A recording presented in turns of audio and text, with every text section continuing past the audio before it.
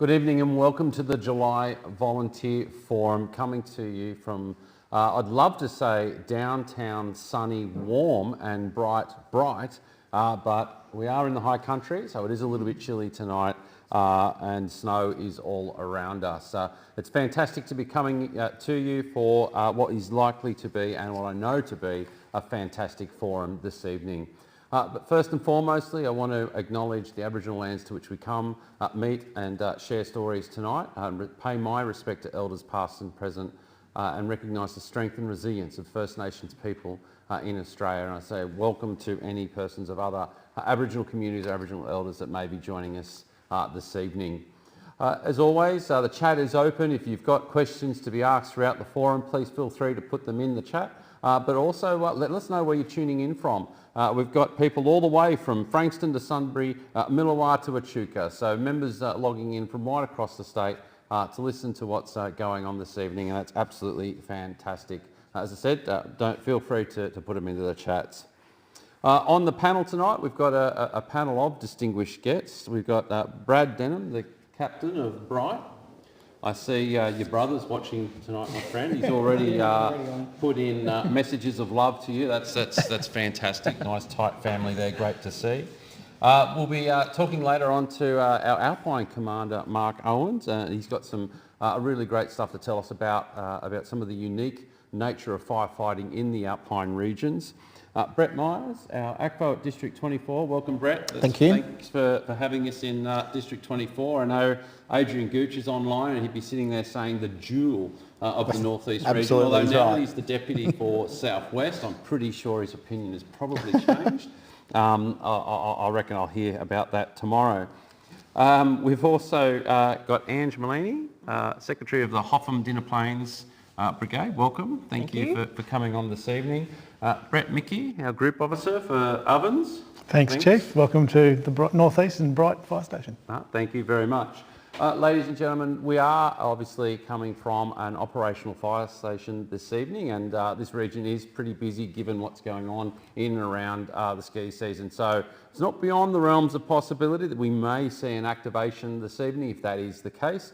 The forum will continue to go on, however, depending upon what the job is, either the tanker behind us will roll or the pumper behind our lovely live audience. And speaking of which, I'd like to welcome and thank all the members of adjoining brigades that have come along and members of the Bright Brigade to watch tonight's forum. G'day team, and thank you. Give us a wave. Yay. They're a very happy bunch, very excited to be here this evening. I'd also like to pay a special mention to our board member, Ross Coyle, AFSM, who is in the audience tonight, a local resident of District 24. Ross, you didn't think I was going to let you get away without being acknowledged. I see you sitting in the back of the audience there, and I'm sure before the night's out you'll ask me a curly one. And also I'd like to pay a bit of an acknowledgement to Paul King, our ACFO RC, who was a local, well, is still a local, as an ACFO here in District 24 for quite some time, and has deep connections to the brigades, families and communities in this part of the world. So welcome Paul. So before we get right into tonight's agenda, let's have a look to see what's coming up at tonight's forum.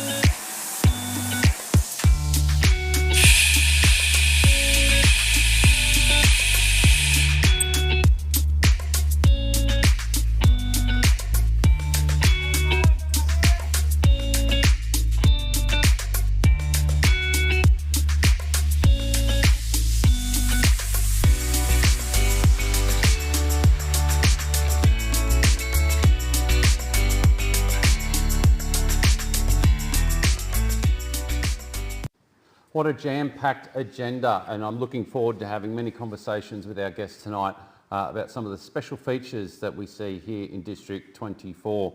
It's fantastic to say the forum is watched from right over the state, but also not only across the country, but also internationally. And a big shout out to Cole Sharp, who's watching us tonight from New Zealand. So welcome, and I hope you enjoy the session this evening. Brad, captain of Bright Fire Brigade. It's been established since 1892. Tell me a little bit about your brigade. Yeah, so after some meetings were held in town in 1891, the formation of the Bright Fire Brigade was established in the 19th of May in 1892. So we've been serving our community now for 132 years. But from then, we were in our first fire station up at the top of Alen Street and top of Bright, and we've kept a good history on our brigade. Some documents that we have in front of us are gathered from our safe today. We've got our first fire call, the original lease agreement on the land of our first fire station, and quite a rich history in regards to captains and former captains of our brigade. So let's have a bit of a look. You mentioned we'll get the camera to come in and have a bit of a close-up, here. So this is the brigade's very first call-out. Yeah, so this is Step us through. The brigade's very first call-out on the 19th of December in 1892. It was attended by 16 members in Wheel Street in Bright, and it was a structural fire at 8 a.m. in the morning. The brigade attended with their primary appliance at the time, which was a hose reel, and rolled out the first 300 feet of hose, and it was established that the coupling wasn't secured properly, and they blew a coupling on the first run and had to rerun the hose and then continue the firefight. The brigade was on scene for about an hour and 30 minutes, and from there they basically did what we still do today in regards to extinguish and overhaul the job. Mm-hmm. Fantastic. And I guess reflecting on that, how much has changed from when this first fire report, certainly not like we do now with FIRS, the handwriting in some of these books is absolutely beautiful. Talk us through how much, I guess, things have changed in Bright. Well, I guess the first thing that you can see behind us is that we've actually got 4 wheels. So Bright didn't actually receive its first fire appliance until 1953. So 61 years we had a hose reel that the brigade ran behind.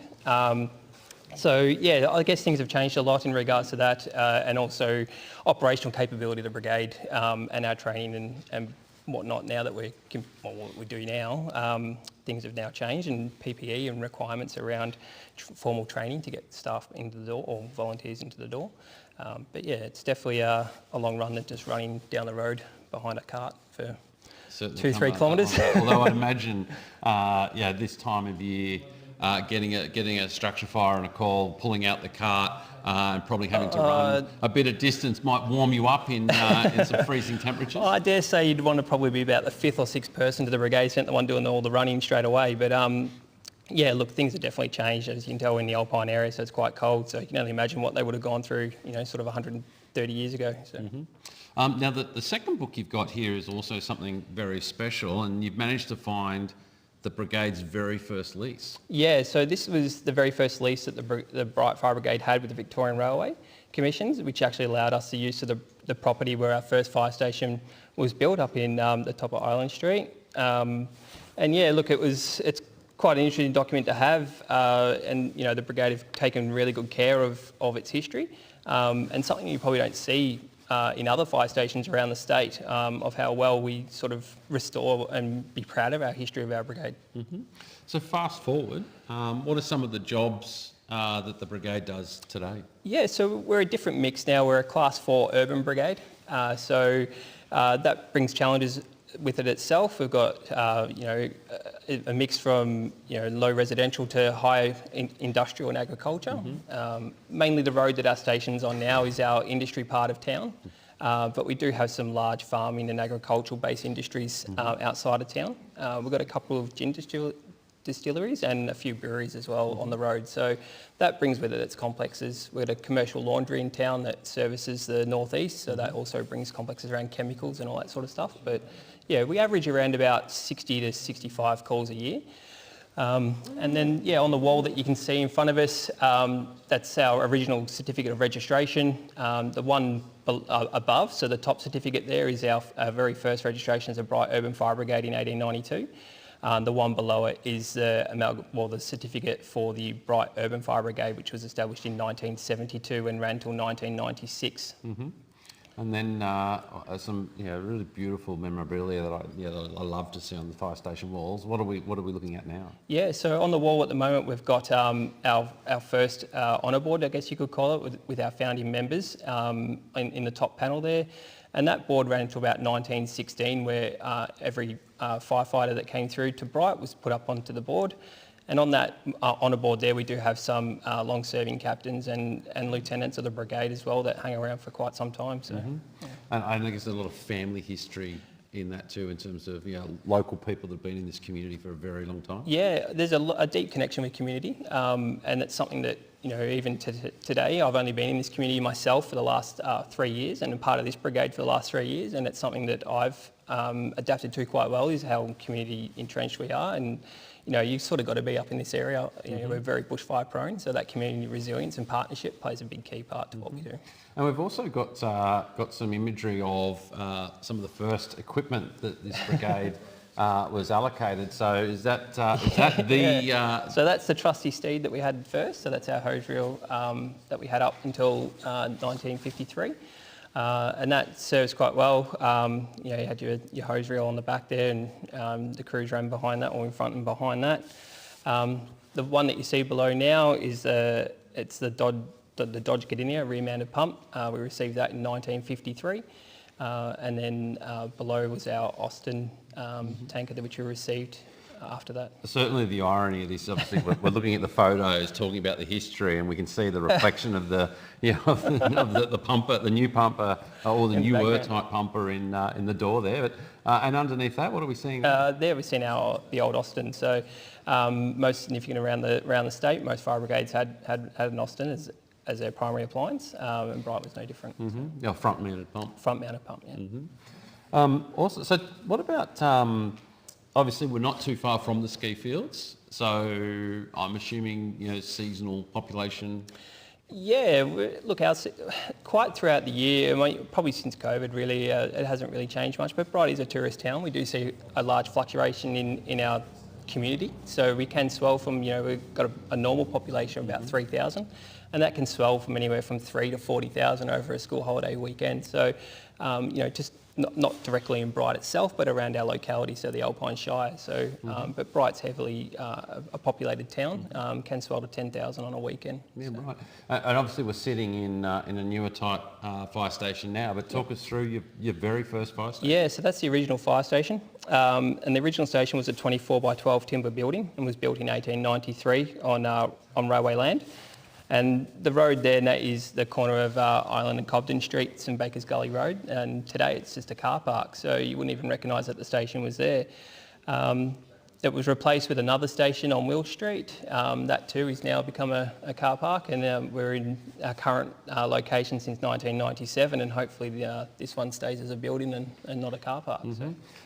And I guess being a bit of a captain runs in the family, it's in the blood. It is a bit of a family affair, isn't it? Yeah, so we've got a deep connection in my family in regards to CFA, or the Country Fire Authority, and my great-granddad, my granddad, my dad and my twin brother have all been a part of that. So, and the last 4 of us have been captains. So my dad was the captain of Yarra Junction for quite a significant period of time. My granddad was involved heavily as well, and my twin brother Mark's the captain of Mooroolbark Fire Brigade. So, right, yeah. Awesome. Brett, the local group officer. Yep. Tell us about, I guess, from your perspective, the role that Bright Brigade plays in the group, and I guess some of the uniqueness to this part of the world. I'm a bit biased, Chief, because I am a Bright member myself, but I suppose Myrtleford Fire Brigade and Bright Fire Brigade are 2 larger townships in our area, and we've got the sort of rural locations surrounding those, and then we've got the Alpine environment with Mt Hotham, Dinner Plain Brigade up the top of the hill at Mt Hotham. So it's a fairly diverse group, but yeah, I suppose essentially we rely pretty heavily on Bright members, excuse me, and the Myrtleford members to support our rural brigades as well, not only in structure fire but wildfire as well. We've had some fairly significant fire events, as everyone would know in Victoria. Especially from my time being here in the 20 years, it's fairly often every 3 or 4 years we certainly get a significant fire up in the hills. And Angela's sitting here going, oh, they're talking about population. Yeah, talk to me about the ski fields in peak season. How many people would you see on the mountain? Oh, it fluctuates between school holidays and how good the snow is on the ground, but weekends are quite busy all the time, regardless. But yeah, and demographics change over the years as well, so educating people on how to drive up the mountain and make it safe for everyone is a big thing. What about members? How are we going for members in the Bright Fire Brigade? Yeah, so Bright's got an active membership of about 43, and around about that 43 we've got an operational value of about 25 members. So all in all, not too bad. We've just put in a really good amount of youth into the brigade, which will also extend into the future and longevity of our brigade. And over the last sort of 18 months, that's built from up to 7 youth now that we've got in our brigade between the ages of 16 and 25. So having that diverse background is helping me as a captain, I guess, look at what we need to do in the future to benefit our brigade moving forward. And looking for new members? Always looking for new members. The pegs look full, but it'll be good to have some, always good to have some members walk through the door. So. Awesome. Well, thank you for sharing your history and telling us a little bit about the Bright Fire Brigade. And I'm sure we'll hear more about Bright and the region in the next couple of interviews and stories that we're going to have. But congratulations for the work that you do in your brigade. Certainly do a fantastic job in protecting Bright and the local surrounding communities. Thank you. It's that time again where we hear from our Deputy Chief Officer for Operational Doctrine and Training, and Rohan's going to step us through the July update for ODT.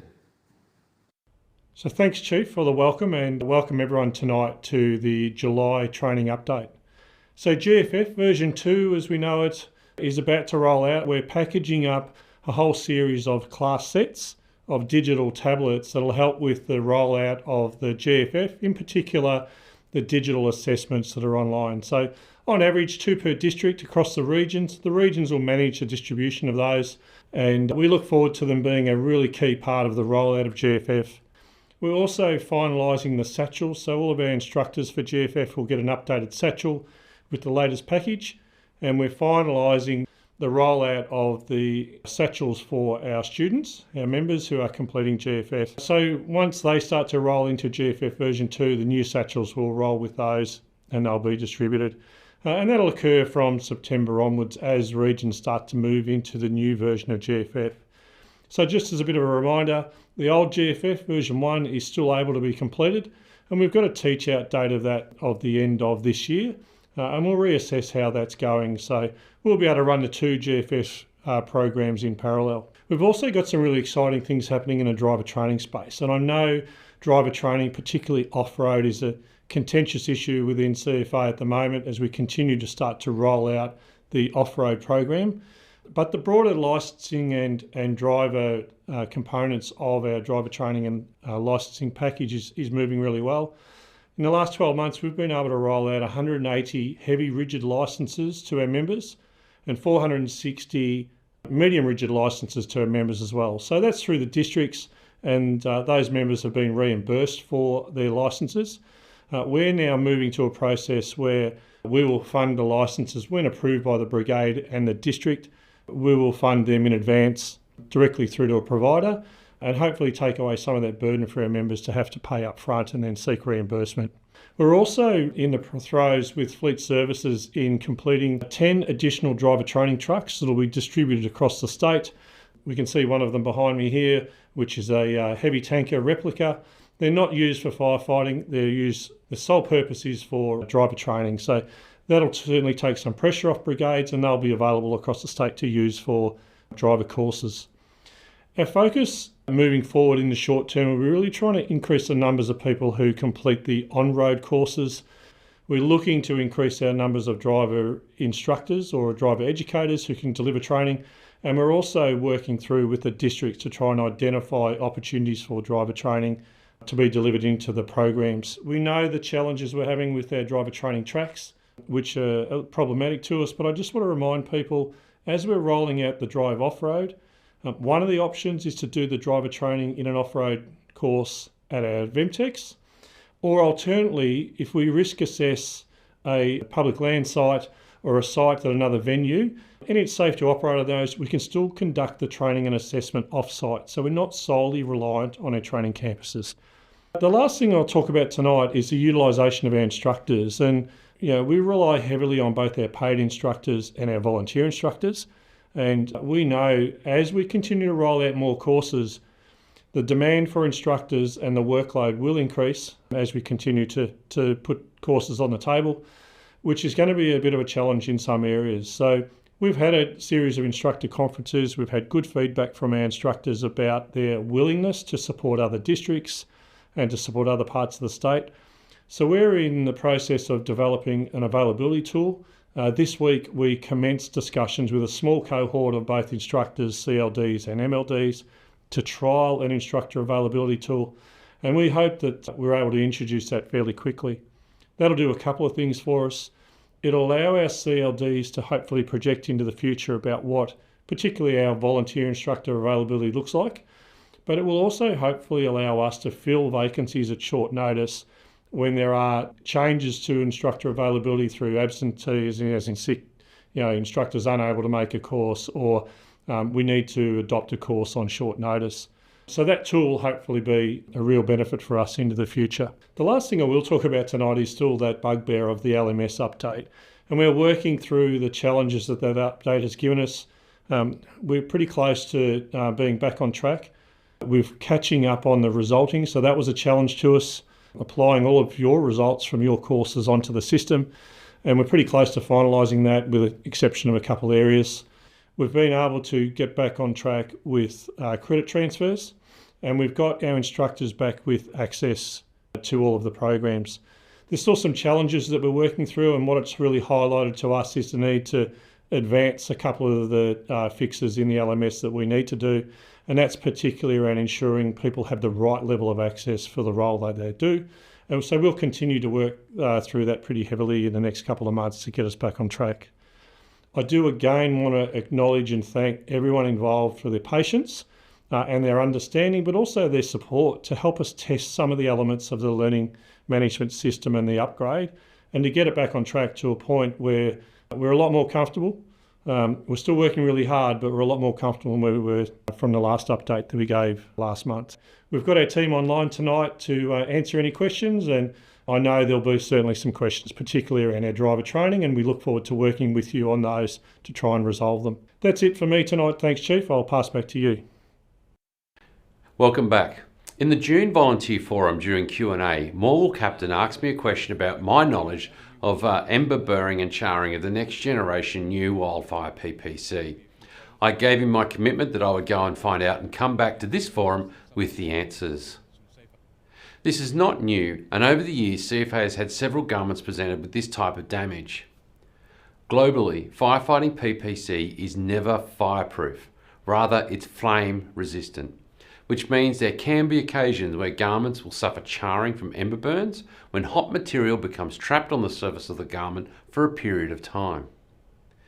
During bushfires or planned burning, hot embers will regularly be present in the air. Embers that cannot readily fall away from a garment are known to sit in position and burn or glow until either extinguished by the wearer or they fall off and are removed. These embers can and do cause charring to any fabric, whether they be flame resistant or treated with other inherent products such as Proban. Under these circumstances, the fabric will still protect the wearer from impinging on the skin and causing burns. Any item worn over PPC, such as breathing apparatus, which could trap hot embers for example, will prevent them from falling away and will assist in that charring effect and damage to the fabric. CFA's new generation Wildfire PPC underwent significant testing before achieving certification to the Australian standard. Our new generation PPC fabric is a blend of meta-amide and wool lensing, which has a weight of around 245 GSM. The fibres used in the manufacture of this fabric are inherently flame resistant, meaning that no other treatment is required to be applied to the garment during the manufacture process. The flame resistance of that material is inherent within the fibres themselves. The new generation PPC will forever have this flame resistance inherently within the garments. The recently reported instances of ember damage to our new generation PPC is a timely reminder for all firefighters to be aware of embers and the detrimental effect it can have on our PPC. It's important to regularly inspect our PPC before and after use for signs of any damage, and if it's found, please advise your district HQ to have the garments repaired or replaced at the earliest opportunity. I want to thank the Morwell Captain for raising this question with me. It is a timely reminder for us to understand a little bit more about the safety equipment that we use on the fireground, and in this instance, learn a bit more about the inherent flame resistance of our next generation PPC. And thanks again, Wayne, for asking that question so that we can do a bit of research and inform our members on that very important subject. Well, I'm here in the crew area of the Bright Fire Station. I'm joined back by Brett and your son Billy, by Jordan and Lilly. Welcome. And we're going to have a bit of a chat tonight about these young people, these fantastic young people who are the next generation of CFA. And I guess, why they became involved in CFA. I'm sure it had nothing to do with their dads, I'm sure. And some of their insights of what it means to be part of the local brigade and what they get into. So, Billy, tell us your story, mate. How did you become involved in CFA? So I've been around the station for basically my entire life. Dad's been here. So, yeah, just been a dream of mine since I was probably like 10. Just want to get into it. Mm-hmm. Joined a year and a half ago. It's been a great journey since. And so you've done your general firefighter. What's been the best part of being part of the brigade so far? Probably helping the community, meeting everyone. Yeah, just helping. Tons of helps. Mm-hmm. Proud dad moment? Yeah, very, very proud. Yeah, I've been a member for 20 odd years, and I think Billy's been born into the brigade. Really, he was in the cot in the watch room when we used to have station functions and so forth. So he's hung around and always keen to wait till 16 came around, and was very eager to join up, and has done, and has done a great job. and from all reports, because I definitely haven't been training him, the trainers have all said that he's done a good job. So it's a really good thing, and hopefully he can, continue in the future to support the brigade. Oh, awesome. And I understand that you've recently been involved with some of our junior programs. Tell us about which one you're involved in and what you thought of it. Yeah, so I did the youth camp a few months ago now. We went to the VEMTech Central Highlands, did a bunch of team building games in the days after and before. And yeah, it was a great experience, great to meet new people, young people, people with similar interests. Yeah, it was good. Oh, awesome. I guess a lot of people probably watching now, Brett, those in the CFA, would go, that's fantastic. That's great to see next generation coming through. There might be some people out there thinking, oh, geez, I don't know about, my child, being part of a brigade or going to a fire or that sort of stuff. I guess talk us through, as that, some of those thoughts and how I guess you have the confidence that when Billy turns out that he's going to come home. Yeah, I suppose number one rule in CFA is safety and the safety of our people. So we do everything according to our policies and procedures and our SOPs. So that side of it, we don't put anyone in harm's way. Volunteering, I think, and especially in the rural communities, is a really important thing. We struggle to get numbers of rural volunteers. So the more that people happen to move out to the rural communities or work or live in the rural communities, and they often say they don't have the time, but it's only a small part of your time, and you can choose to when you want to turn out and when you can contribute and when you don't have to contribute. So it's a really fantastic sort of community organisation to be a part of. One, for the friendships and the social and the training that you get, but also the flip side of that is we're protecting our communities and keeping people and property safe from fire, and that's a really important thing. And for the young people, I guess it also brings about some life skills and skills that you otherwise, perhaps wouldn't get. Billy, what's your, thoughts on that? Yeah, it's definitely a stepping stone transitioning from being a kid into becoming an adult. It's great experience, great thing. You learn tons of things, how to do meetings, all that stuff. Just adult learning, all that. I read recently Kangaroo Flat Captain James O'Brien had a bit of a recruitment drive and think with getting young people involved, and it was pretty much tell a mate, invite a mate. I guess talking about fire brigade amongst your friends, what do they think? I don't think many of them are too interested. I've made a great friend in the CFA as well, just that'd be Jude, and I don't know how well. It's young people and volunteering. I don't think mixes too much, and don't think that's a good thing. I think young people should get into volunteering more. Yeah. Awesome. Well, some very great words of wisdom there, and I think Dad would agree, and many brigade captains around the state would agree too. So welcome, Jordan. Do you want to tell us a bit about you, where you come from, and a bit about your brigade? Yep, originally from Gippsland, Thorpedale, Wholesome and Eccles were my first brigades. Moved up here 7, 8 years ago. Been involved basically since day dot. It's been great coming from a very rural brigades to more of a, well, for me, what I came from, this is an urban brigade, but and a lot more people, a lot more turnouts. But it's been great. And then both my kids are just newly joined. They haven't done their GFF yet, so they've got their numbers and ready to get into it, all off their own bat. Proud dad moment? Yep, very much so. And when you say off their own bat, I guess, you let them make up their own mind and, Yep. So, obviously, I've been in for 18 years with the CFA, so they've been around the CFA their whole lives. And my father was a volunteer too back in the day. They both wanted to do it, and they're going to do their training. And Awesome. So, hello, Lily. So tell us about, what made you want to become part of the CFA? Well, it was always something we grew up around. Me and Ellen, we'd always be around it, and being able to help our community and see what the CFA actually does in person sounds interesting.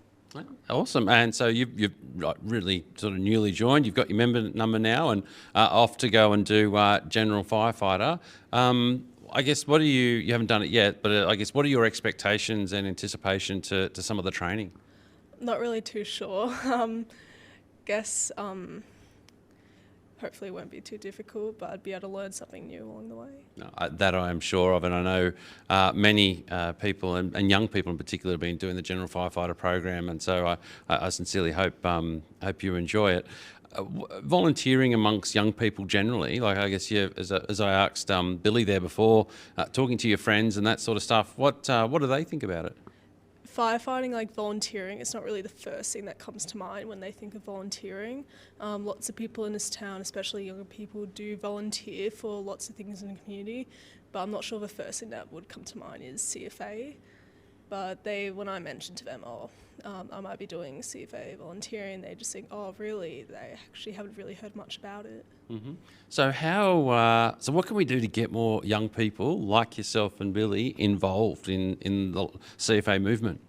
I guess just like spread around the word that you're able to be a junior volunteer might interest some people. Mm-hmm. Oh, fantastic. Well, thank you for expressing interest. Thank you for joining. And I'm pretty sure, I know Dad's looking forward to the day that you get to ride together on the truck. Am I sure? Yep, very much so.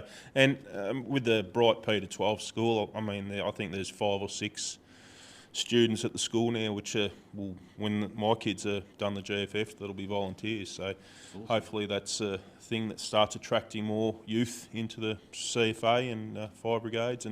And we've got outlying brigades. You've got Pulpunka and Harriettville too, which is a senior school for the local area. So hopefully those brigades might be able to pick up some junior members as well in the long term.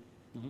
Well, thank you for sharing your stories, both of you, and I wish you every success on your general firefighter. I know you'll be absolutely fine. Our instructors and the team will do a fantastic job in looking after you. And if you need any help, I'm sure Dad will be there to give you some tips and tricks as well.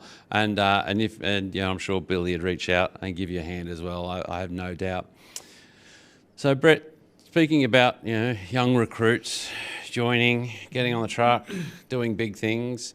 I understand maybe a few years ago, you broke your first sweat as a firefighter at a particular job. Do you want to talk us through it? Yeah, I suppose I've been in the brigade for 20 years, and so I've joined up in 2004, and in 2006 I was probably my first big fire was the Toowoomba Gap fire, which is on your screens now. And I really love this photo because it's got the clock tower in bright in the photo, and there's the Australian flag's flying, and it's flying one way and the smoke's blowing the other way.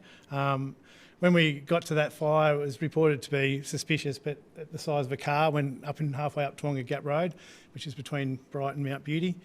And when we got there, the fire had spread to about 200 metres across and a couple of hundred metres up the hill. And my first job was to get up the hill and carry hose up the hill. And I think we ended up having about 10 lengths of hose out, trying to attack one of the flanks of that fire and listening on the radio for the helicopters who were attacking the head, saying they can't grab it.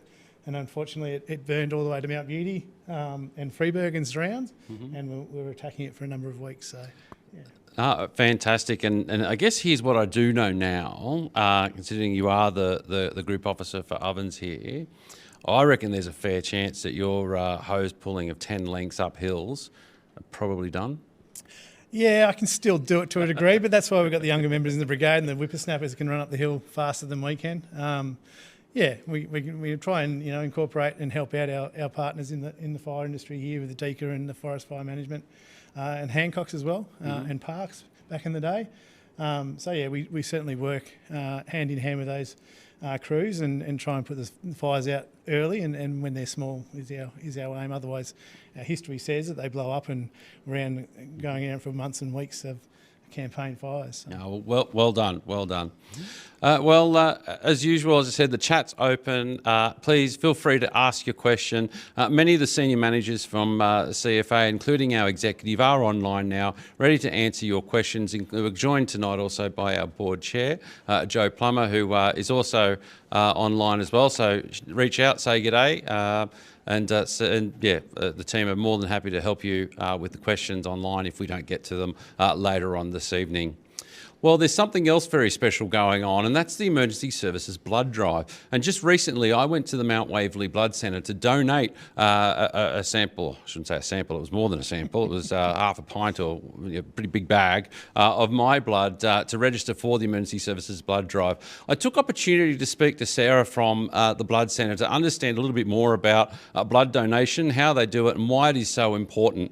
So let's hear what Sarah had to say. We collect 3 types of donations at the Mount Waverley Centre. So we collect what we call blood donations, plasma donations and platelet donations. So you donated blood today, so it didn't take you very long. You were very speedy. You were hardly sat down. So yes, so we would, that's basically the blood. We take the blood straight out, pop it into a bag. It sits on the little machine there. I think it took Jason about 7 or 8 minutes today to do his blood donation. So, and that really shows that he was very well hydrated when he came in. So excellent work. Excellent. All right, so that's the whole blood. Right? So if we come down to one of these other machines down here, what do they do, and how do people contribute through one of these machines?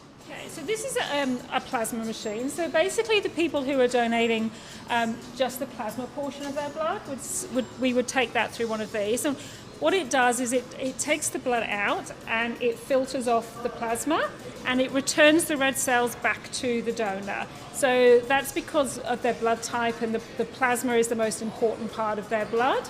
We make about 18 different life-giving products out of plasma, so it's a really valuable product for us, for people to be able to donate. But sometimes you might hear us call out because some of our red cell inventory is getting a little bit low, so the best donors for us are the ones that come in and go, what do you need from me today? So it's great that, you can listen to us and we'll let you know whether we need you to do a blood donation because of our inventory stocks, or whether we encourage you just to carry on and do your regular plasma donations. And what's the most, sought after blood type? O negative is what we call the universal blood type. So that's the one where the red cells can actually go to anybody. So it's often used in emergency situations where they haven't had time to wait for the blood test results to come back, or some of the small regional hospitals or would stock O negative.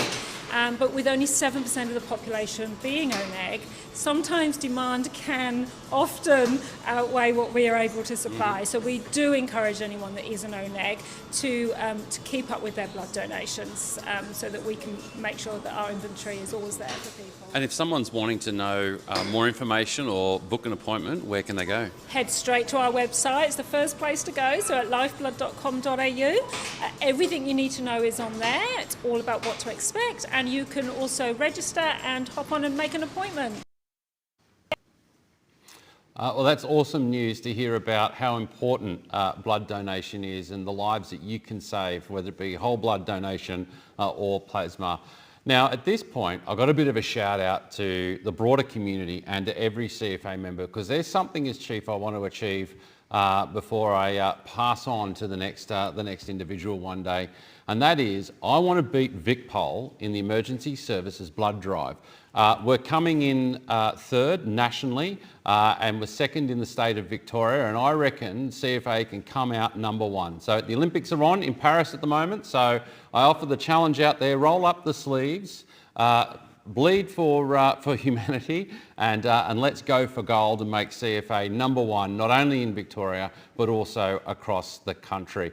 For more information, as we heard, go to lifeblood.com.au. Well, welcome, Brett. Mark. Thank you, Chief. Nice to see you. Bob, to the panel. We're as Alpine Commander, and we're going to talk some interesting things about the Alpine region and some of the uniqueness it is to operate in that environment. So welcome to the panel. Thank you, Chief. But in the meantime, I'm going to come over to my right again, because I don't reckon Brett Myers has had enough questions thrown at him. So Brett, ACFO for District 24, from the Murray to the mountains.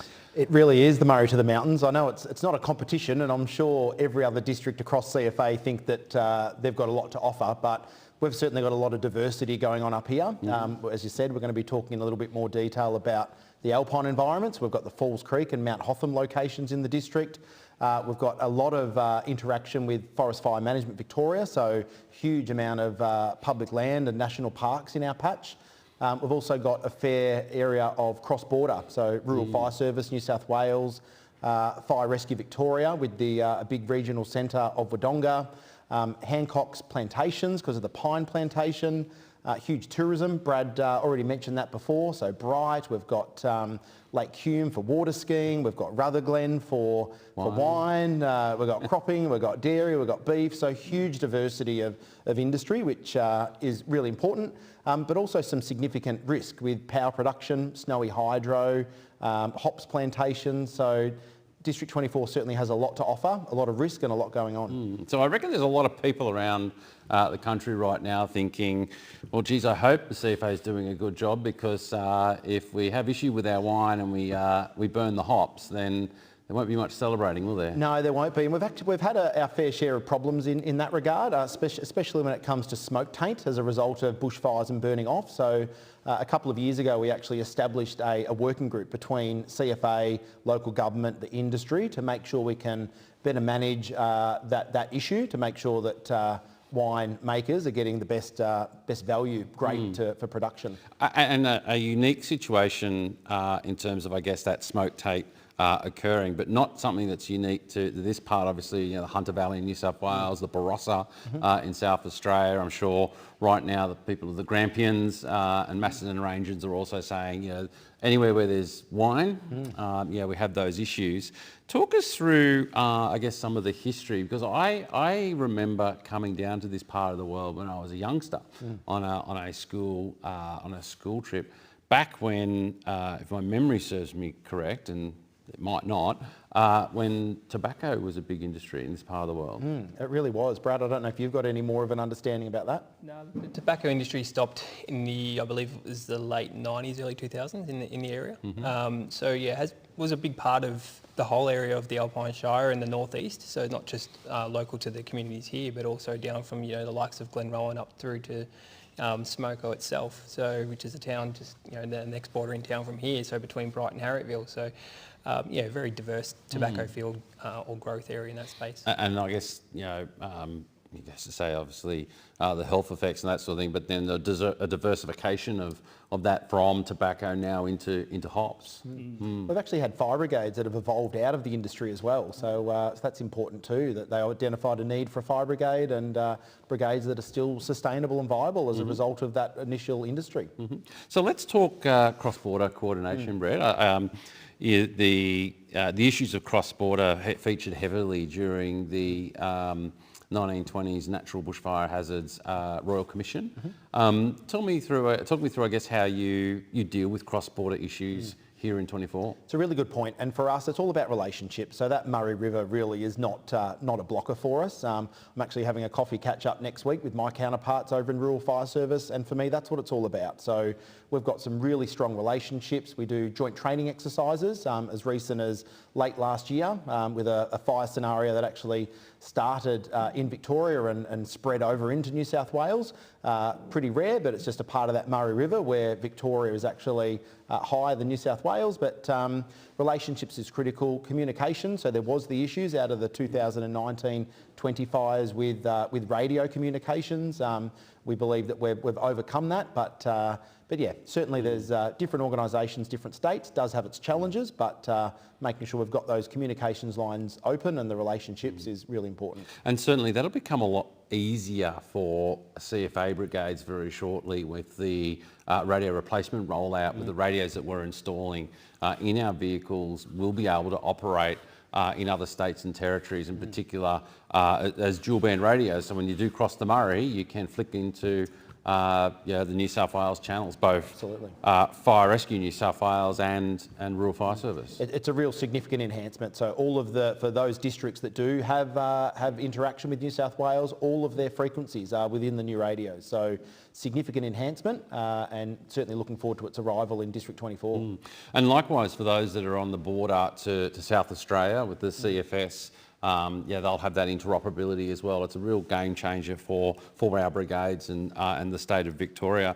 So with the Murray, I guess we've just touched on briefly, and we'll talk a little bit more about the Alpine regions a little bit later and the unique risks and challenges that brings. But yeah, being a Riverina boy myself, yeah, I know what the importance of some of the river systems are for for a bit of fun in the sun, particularly being towed behind a boat doing very fast speeds. Talk us through, I guess, some of the unique nature of operating on the Murray and the Hume Weir.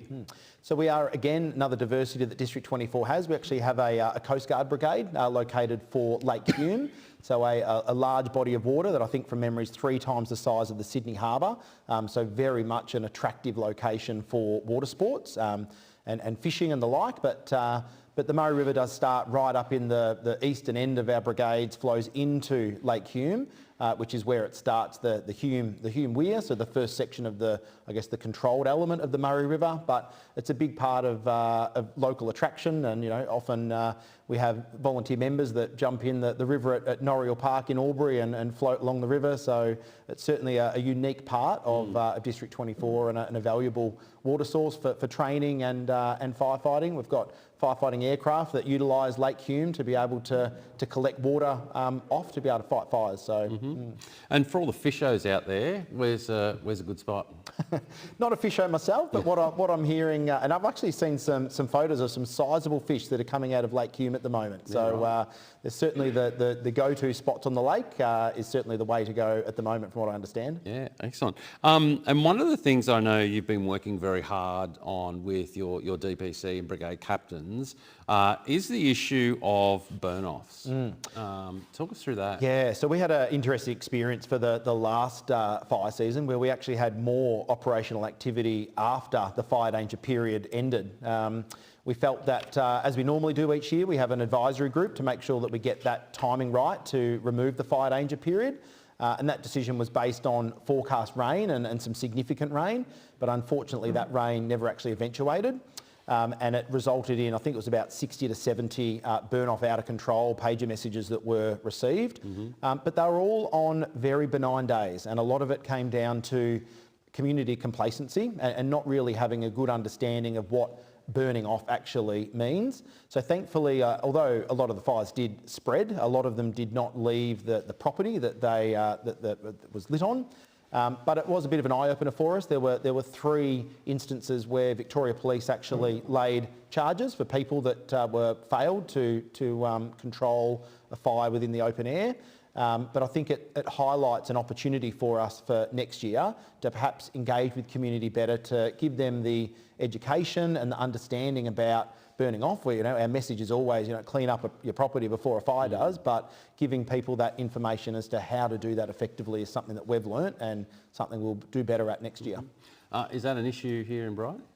Personally, we didn't get many of that. We did get a run early on in the fire season, which we didn't think would take off quite well in our neighbouring brigade, but not towards the end of the fire season, Bright itself, no. It was interesting. There actually was a trend of where most of those fires were centred around the demographic of people that were people that have moved out of metropolitan areas into regional Victoria. So perhaps their understanding of working with fire perhaps wasn't there. No, look, and certainly I know there's a lot of work being done by districts in this space. So congratulations to you and your district and the hard work that you've been doing in upskilling our community. And I guess informing them to the dangers of, there's always a risk when you put fire on the ground, and you're to be commended for ensuring that community members are able to do what they need to do, whether it be farming activities or cleaning up around their property, but do it in a safe way. So absolutely. Well done. It's time for you to get into the hot seat, Mark and Ange. But before we start with the peppering of the questions, let's see, I've got a short little introduction video about what it means to be operating in the Alpine regions. Fantastic. My name is Terry Crisp. I'm captain of the Mt Hotham Dinner Plane Fire Brigade here at Mt Hotham. We kind of have a diverse group of members here in that we have quite a few people who are just here over the winter, and we have people who are here all year round. And it's sometimes a little bit like 2 almost different crews. But we do, if there's a bushfire campaign on in the summer, then the winter crew will come back. If there's something going on that we really need help with over the winter, then the summer crew will turn out and help as well. So we're pretty well covered for both seasons here. But even like in the winter and the summer, all our plans centre around standing alone. As you can see today, on the drive up this morning, it's gusting to 80 kilometres an hour. Sometimes the visibility can be very poor. Sometimes the road is closed. So the closest brigades of Omeo and Harriettville may not even be able to get here. So we have to train and we have to plan for our events so that we stand alone. We do that for the summer bushfires as well. We've been lucky that we've been able to get help, but you can't always count on that. I guess the weather, wherever you are, and to be at Mildura in 45 degrees has its challenges. To be here in -5 has its challenges. Apart from what it looks like today, today's not cold. It's hovering about 0 degrees, but at the top of the mountain, which is sometimes where the environment we're working in for motor vehicle accidents, we have about a 65 gusting to 75 kilometre an hour wind, which gives us a wind chill of -12. So we have to be very, very aware of what our members are doing out in that space and for how long. So the cold is one thing. The other thing is what we're standing on, which varies between quite a good footing and ice as well. And let's face it, a fire truck wouldn't be a fire truck unless there was water being spilled at the back. And if you're working in -5 degrees, as we were yesterday, that turns into ice very quickly, so we have slips and falls. And one of the unique things we have here is, of course, snow sliding and falling off a roof. And the example might be the fire station behind us here. You can see the roof up there, and that snow will fall off, and oftentimes external power meters and gas meters are located under areas of roof shed. And of course, as a building heats up inside, if there's a fire, it's more likely for that roof shed to occur. So that's some of the things that we deal with here. But mostly it's how do we stay warm? How do we stay operational? Awesome information there, and I welcome onto the panel Terry, a bit of a superstar there, telling us all about the Alpine regions. And I reckon, Terry, right about now, there's a good cohort of people across the country that are thinking, if Terry's saying that 0 is not that cold, we'd like to think what he considers cold to be. So what temperature does it need to be, Terry, before you consider it cold? Monday this week was -8.7 with a wind chill of -25, and that's probably as bad as we'll ever see it. Yeah, that'll do me, thanks. Mark, welcome. Thank you. So Alpine Commander, tell me what the Alpine Commander does and why it's important that we have you in your role, doing what you do best in CFA. Well, I'm very fortunate that CFA back in 2019 developed the Alpine Service Delivery Strategy, and that was very much focused on delivering our services to the community about prevention and preparedness activities and supporting our 3 Alpine Fire Brigades. As part of that service delivery strategy was the creation of an Alpine Service Delivery Team, so Alpine Commander role and an admin support role. Mm-hmm. So myself and April Padbury, that team been in place since March 2020, and we're coming towards the end of the current Alpine Service Delivery Strategy, but it's been a really big challenge to bring a lot of things together for CFA. We've been in the Alpine space now since the late 90s, and CFA's done a lot of good work over the years, and it was great to have a 5-year strategy where we could actually bring together a lot of stuff from a central and a standardised process. So from your perspective, what do you see as the main sort of risks when operating on the mountain during snow season? For us, it's the life risk. And obviously, as Ange was saying before, we have a massive increase in people that come up onto the hill. So, this week alone, the resort's topped 400,000 visitor interactions for winter. So they've hit 400,000. There's 20,000 beds across the hills. So you take that into account on a busy weekend with a lot of people up on the hills, car parking's full, all the beds are full. The holes in the Swiss cheese will line up where we will have a fire. And we rely heavily on our 3 fantastic volunteer fire brigades on the hills to adequately respond. And, once the pager goes off, they are running, skiing, snowboarding, driving, skidooing, driving like Ace Ventura down the road to get to the fire station, to then don their gear, get into their specialist fire appliances, get to the job. It's not a standard rock up to the front door of a flat bitumen road. You could climb 3 or 4 flights of stairs before you get to the front door of a building, then go in, then complete an internal rescue and firefight before the cavalry gets up the hill. As Captain Terry just said before, they could be on their own for a couple of hours. The road could be closed, could be there for quite some time.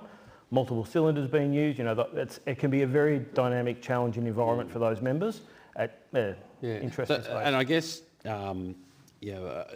response is one element of it, but as we know, we've got the PPRR cycle. So talk us through some of the preventative and prevention steps that you and your team go through to mitigate the risk of, what is almost the chief's nightmare situation from occurring. And that's our big body of work before someone has to call AAA and before the fire alarm panel has to activate. So the community safety engagement side of things is huge. We run annual fire safety sessions with our communities that CFA fund, and we get fantastic interaction. So Mt Hotham this year, best so far in the last 7 years, 63 people turned up for that session, and we go through all the things about their building safety, how to deal with the role of fire warden, how to get people out safely so the life risk is removed. And so the brigade can then concentrate on a firefight. So we do a lot of work with Alpine Resorts Victoria, now as the coordinating body for all the resorts in Victoria, on fire safety, building regulation to compliance, making sure that we're ticking all those boxes to make sure people are as safe as possible on the hills. Well done. So Ange, part of the Mt Hotham Dinner Plane Brigade, but that's not where you're from. No, originally from Queensland. Sorry about the state of origin, particularly that second game. Don't know what you're talking about. A lot of New South Welshmen now just with a big grin on their face, but I'm sure you'll get us back. Talk to us about from your perspective what it's like operating on the mountain and some of the challenges that Mark spoke about.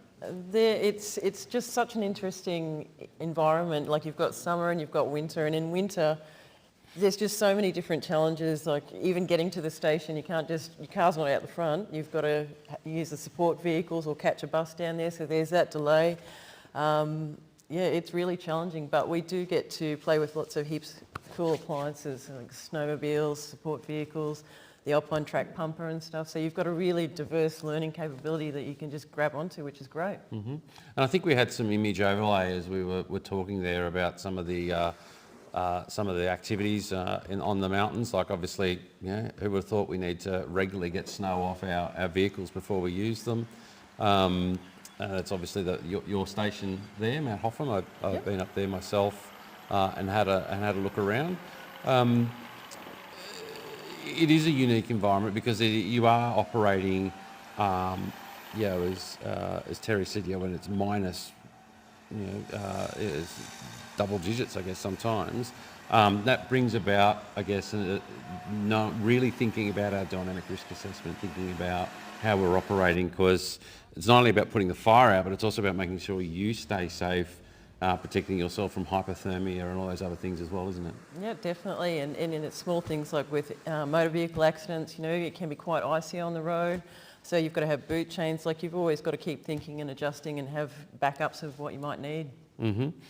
So Mark, and Terry, I guess if anyone wants to, sitting there thinking, what I reckon I can do with a bit of give that brigade a hand, whilst also benefiting from having the occasional ski, I'm sure.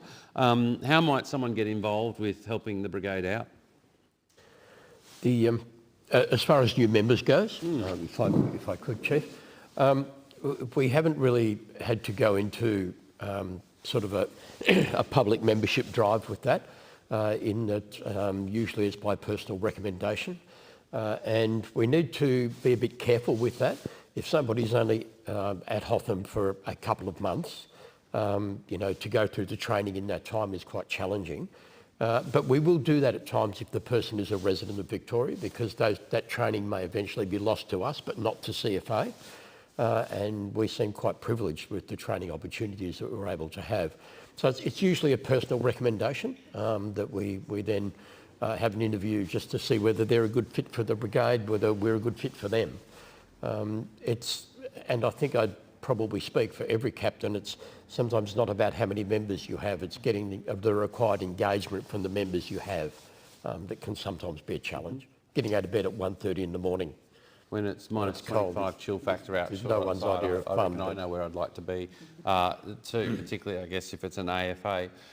We took some opportunity to go out and have a look and do some filming about some of the unique nature of firefighting in the Alpine region. So let's have a look at some of the challenges of fighting fires and emergency response on the mountains.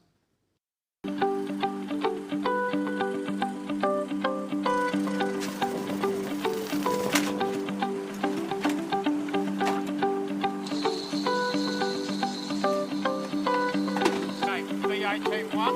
Okay, nice and loud. Yeah, the lodge this morning, Asgard Lodge, is a good example of where we're spread over about 4 or 5 levels, with mezzanine levels, with bedrooms on different levels, with a wood room, storage room underneath the lodge as well. And it just shows some of the difficulty if you don't know your way around that particular lodge. Bearing in mind, it's okay in an exercise when we're there and we can see where we're going. If it's full of smoke, it becomes a whole different challenge. And you've got to be very aware of where you are in the building, and the buildings they're so old, they may not have been built to what we would consider a code nowadays. And so, that can be a challenge.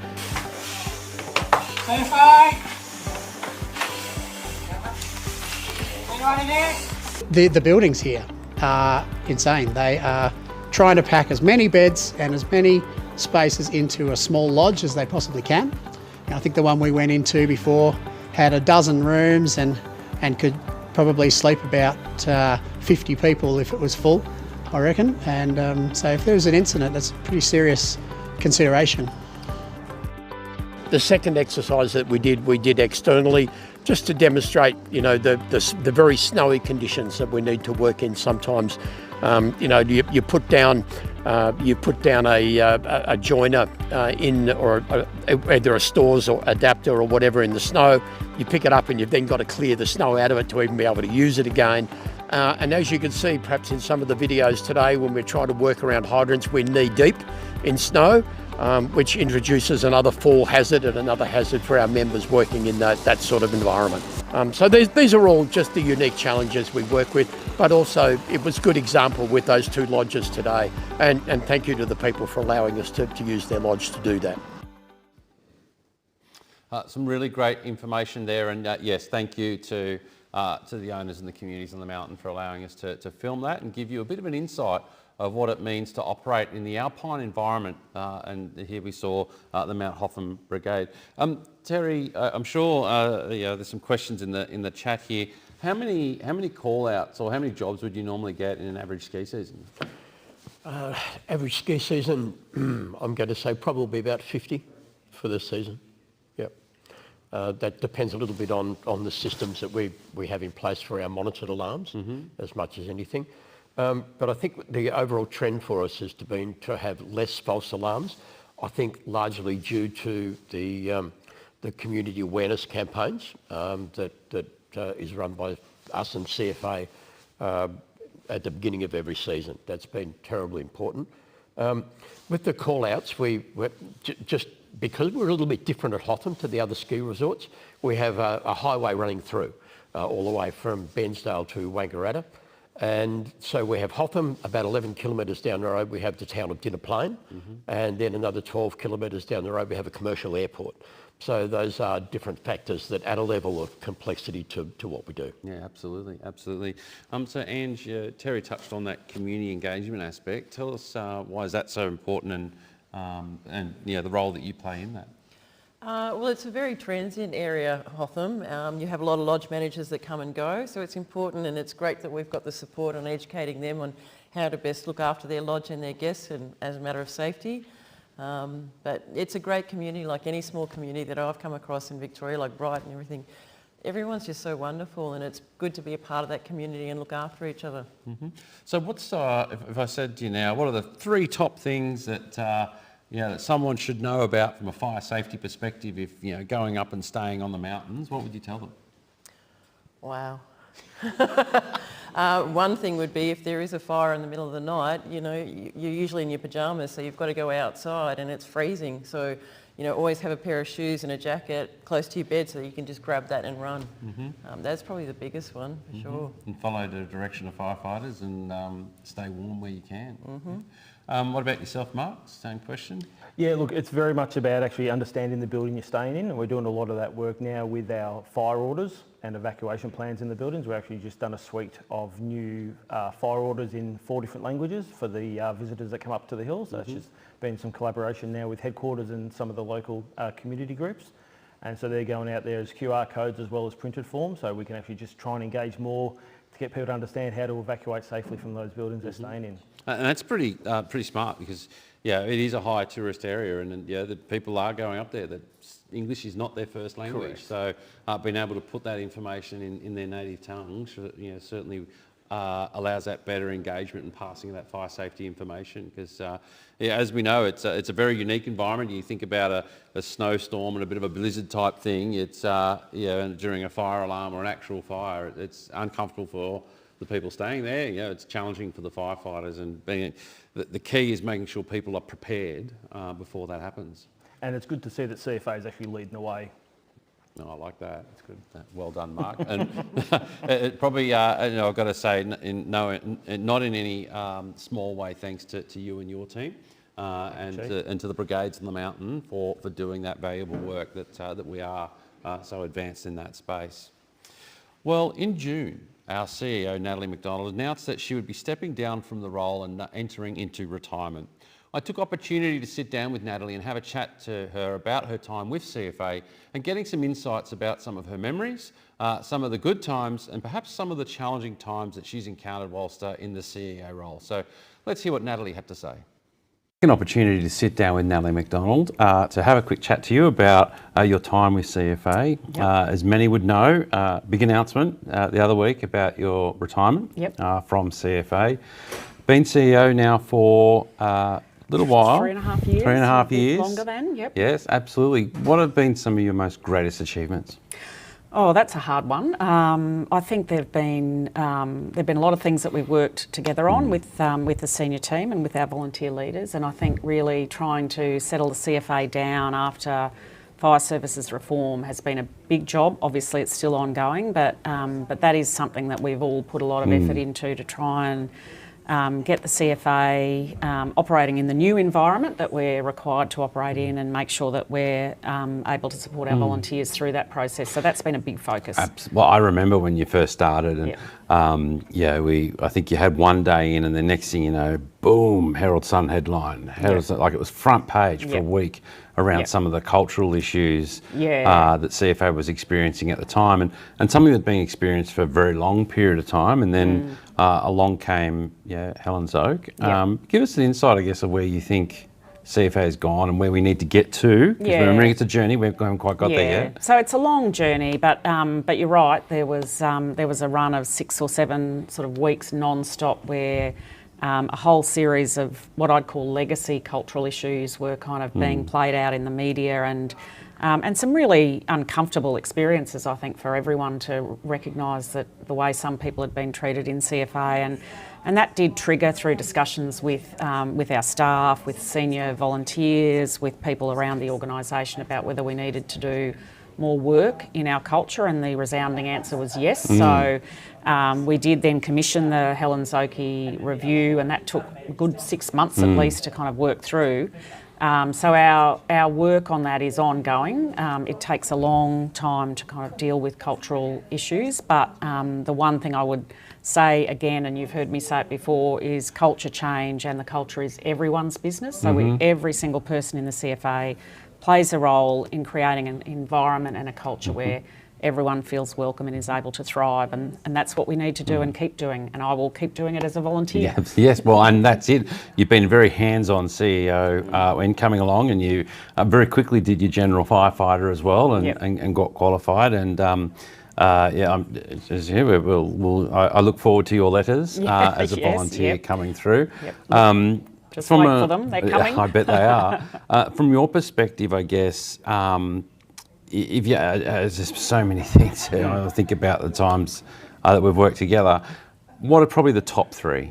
If someone said to you, what were the top 3 things that you've really enjoyed? Yeah, well, I've loved the opportunity to meet our volunteers and our staff. I've really had the chance to get out to very far-flung places in the state and hear stories, good and bad, about experiences about the work our volunteers are doing. So that's got to be number one, without doubt. I think then again, the work on the culture piece is it was hard, and it's still hard, but that is a significant factor, I think, for CFA into the future to be able to attract new volunteers. So I'd count that as number 2. And, number 3, I think, is that opportunity, which we've, I know gets a run every Vol Forum, is to turn around some of the training work. And I know some of our people online will think that we haven't quite turned it around yet, but I do think we've made significant inroads in the training space, and with the help of all our key players in training and volunteer trainers and assessors, but that continues to be a focus, and I think we've started the path of turning access to training around. Well, I guess as outgoing CEO on the BICE, I thought I'd leave the last word to you. Is there anything else you'd like to, I guess, touch on before we... No, I just, thank our volunteers and our staff for all the work that they do. It's been a privilege to be part of the CFA journey, and I'll see you on the fire ground. Well, Natalie, on behalf of our 52,000 strong volunteer workforce, our staff, and all involved across CFA, thank you for your hard work and dedication. You've made some real steps for CFA and really lifted not only the profile of our organisation in the eyes of the community, but also what a lot of people wouldn't get to see, which is behind the scenes with government. So thank you very much, and we wish you all the best in your retirement. Thank you, Jason. Thank you all. Thank you, Natalie. And today was your last day with us here in CFA, and I can assure everyone, Natalie was the true CEO through to the very last minute of today with our Finance and Budget Committee meeting, such as the testament to the dedication that she had to our organisation. Not lost, is a volunteer at the Wye River Brigade, and she assures me that I will be receiving many letters asking for many things for the Wye River Brigade. And just for you, Scott, yes, I am aware you want a helipad on the top of your brigade station. Well, audience participation and question time. We've got Rohan from Beechworth Rural. Beechworth and also False Creek during the winter. Chief, got a question. There's a lot of people across the organisation doing a lot of good work, but I can see some headwinds. We've got long-term climate change predictions for increased fire activity in Victoria. We've got a declining and ageing volunteer workforce. Training's a bit and we're trying to revive it, but has been a problem.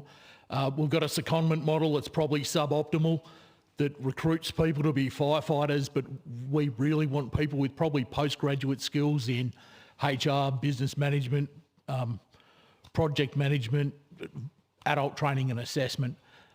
We've got some brigades that are failing to respond, and we appear to either have an unwillingness or an inability to revive those. We've got a budgetary situation that's not great, with station refurb or replacement running at about a century, and vehicles at the current rate of replacement would be about a 40-year life cycle, and that leads to capability issues. We've made incremental changes over time in salami slicing of budgets. At what point do we trigger significant structural reform within CFA and a significant root and branch renewal of how we do service delivery? Fantastic question, multiple parts there, and ladies and gentlemen, I think Rohan has taken the prize for the best curly question ever asked of the Chief in our 32 volunteer forums that have been run. Look, I think you've touched on a number of key issues that CFA needs to walk up to. I'll start with I guess, how we operate, particularly in a post-fire service reform environment, and that is why we've kicked off an operating model program of work. That's an 8-year program of work, and people might go, geez, that's a bit long, but that's because there's quite a lot of series of projects that is part of it, and one of them at the moment that we're looking at is BG1, or our contemporary volunteering model, and that's to look at how do we best structure a volunteering model that meets the needs of the local risks and the local communities, acknowledging that one size can't fit all. So we're sitting in Beechworth, in Bright tonight as a Class 4 urban brigade, but the volunteering structures you put in place for the Bright Brigade are very, very, very different to what you would need at Menangatang or Serviceton, or many other small rural farming brigades that are saying to me, you know what, we just want to go get the truck, go put the fire out, put the truck back, go to the next fire. So so that's happening at the moment. I've got a little slide later on that will touch on what that is. In terms of broader organisational review, part of that program of work is looking at not only brigade membership what forms up a brigade membership. Then we move on to what does a brigade look like, particularly around mandatory, or whether you have mandatory positions or not. Does it? I throw the question out there, for example, as a hypothetical: does every brigade need a secretary? Does every brigade need a treasurer? Does every brigade need a community safety officer? Does every brigade need a training officer? And again, it needs to be appropriate for the risk and the community that you are in. And then the other thing that we need to really look at then is how we structure our network of brigades. And I know particularly Deputy Chief Officer Boatman and Gooch have really been thinking about what does it mean in terms of structure up. So where you do have a rural brigade that might, all the families have moved out of the local area. It's now, larger corporatised farms, for example. There's not as many people in the local area. Certainly probably not enough to sustain a viable fire brigade, but you've still got a fire risk, you've still got to respond to the needs of the community. So how can we best structure that up, and whether you have like a hub and spoke type model or the rest of it. So we'll be looking at that. So those questions that you raise certainly will be looked at throughout the operating model project. And if you want more information about that, it is available on Members Online. But as I said, we're not rushing this. We can't rush it. We need to get it right. And particularly in a post-fire service reform environment, it's about reshaping a CFA to renew the CFA to ensure that we're contemporary in our approach and models, but also able to continue to service Victorian communities today and well into the future. In relation to budget, CFA works within the budget that we're allocated from government, and we will continue to work with government in putting budget bids in and the like for additional stations, tankers and the like. And certainly you can assure you that myself and the CEO and the board very much will be advocating for our members, ensuring that we get the resources that we need in order to do the work that we do and the fantastic work that you and your brigade do. So I think I've touched on most of your points, but I'm happy to have a chat after the forum if I've missed one, but thanks for the fantastic question. We've got the next question from Donald. Yes. Given the fact that we're talking Alpine and seasonal work, and as the gentleman just before me, Rohan, stated, he works at Beechworth and up at Falls Creek, is it? Yep. I also used to work at Falls Creek, but I was a member of Grovedale Brigade. So I had to finish, stop being a member of Grovedale Brigade to become a member of Falls Creek for 2 to 3 months, and then now last night during a thing with the recruitment, they came up with the topic that came up was dual membership. Why is it that we cannot have dual membership, especially for seasonal brigades and alike? So your home is where the main membership is. You're there for 2 or 3 months. You're only a member for that 2 or 3 months. Look, Donald, could I say, fantastic question. I get that quite a lot, particularly around the dual membership stuff. We are looking at that right now. And not only dual membership, we're also exploring the notion of what is a seasonal membership. So for those people that want to come into an area, contribute to a brigade for a period of time, for ski season, for example, and then be able to either not participate in CFA or go back into other life. So one of the things that I did touch on, and we've got a slide that we'll put up on the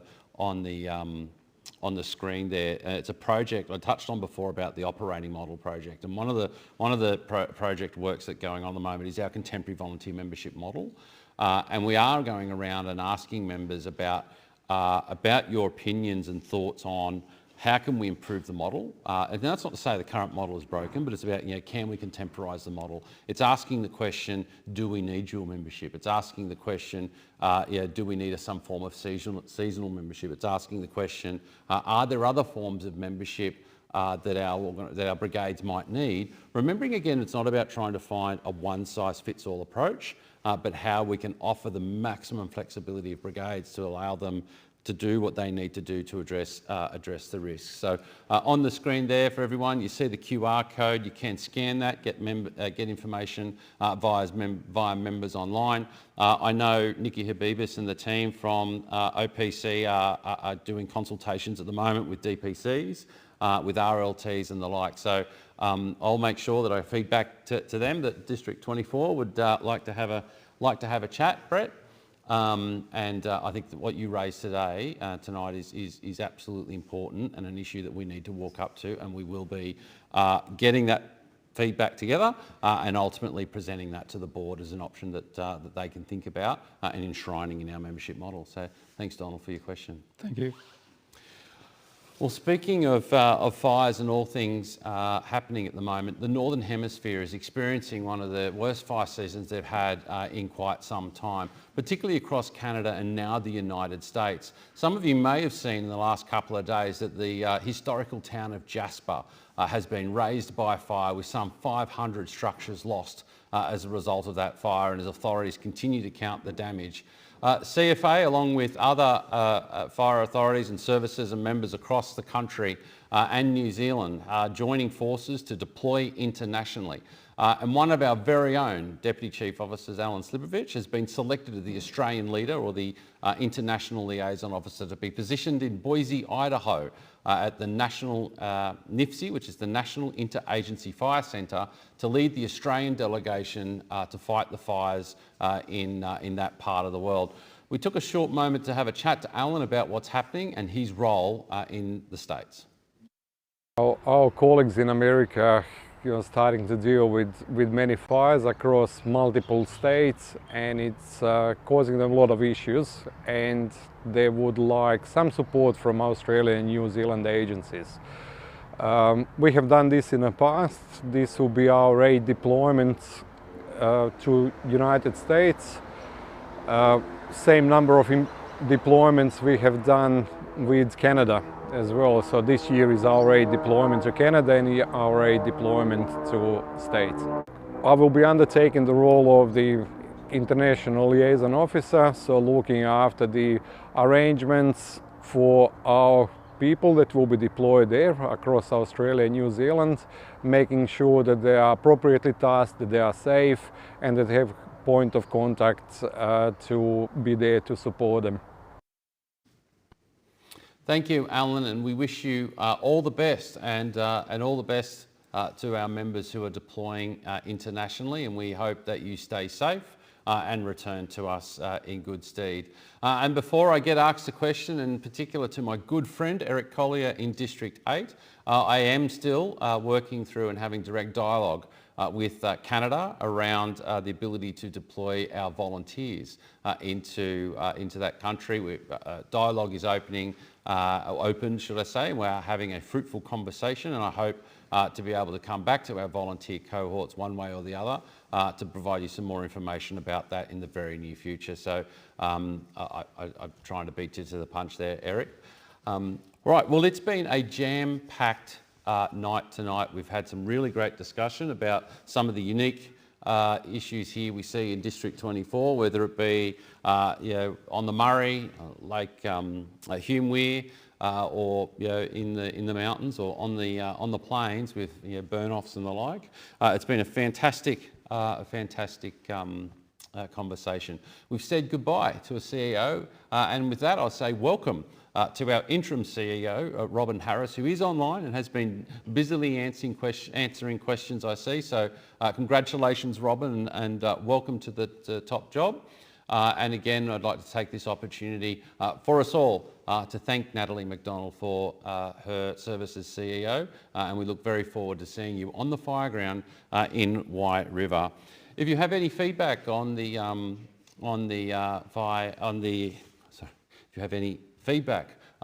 volunteer forums, any subjects that you would like to see in future forums, please, always keen to hear your thoughts and ideas, and please reach it through to internalcomms@cfa.vic.gov.au. I want to try and keep these forums fresh and give you the information that you want and you need to make you successful in what you do best, and that's protecting our Victorian communities.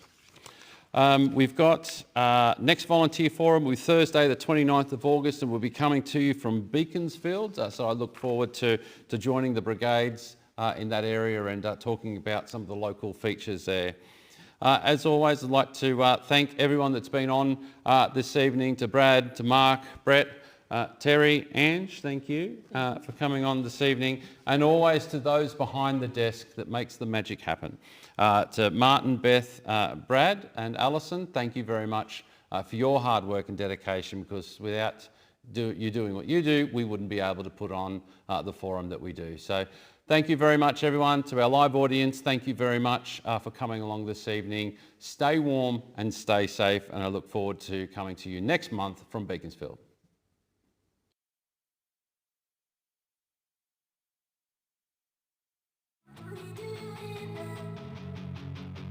We do it